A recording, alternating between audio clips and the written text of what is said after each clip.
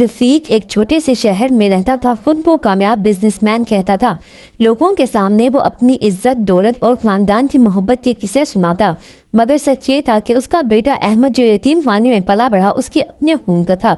इसे रफीक ने गरीबी का बहाना बनाकर अपनी बेटी की मौत के बाद छोड़ दिया था। अहमद को कभी सच नहीं बताया गया। वो समझता था कि उसके वालिदैन एक हादसे में मर चुके हैं।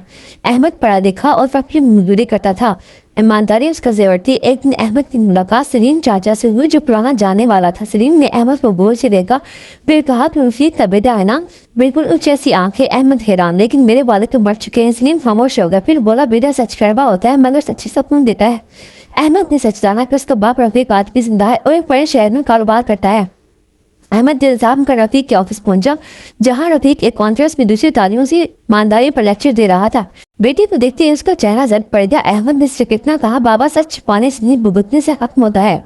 कुछ महीनों बाद रफीक का कारोबार रुक गया। तनहा, बूढ़ा और बीमार हुआ एक सरकारी अस्पताल के बिस्तर पर पड़ा था और तब अहमद आया, दवाई लेकर, पानी लेकर। रफीक ने रोते हुए कहा, बेटा मैंने तुमसे सच छुपाकर खुद को महरूम किया। अहमद खामोश रहा। कितना कहा, आप झूठे थे, लेकिन मैं आपका बेटा हूँ और सच्चाई कभी रिश्ता नहीं तोड़ती। कर्मा कभी माफ नहीं करता। जो बोला जाता है वही काटा जाता है। झूठ वक्ती तौर पर बचा सकता है, मगर आखिरकार वो सब कुछ छीन लेता है।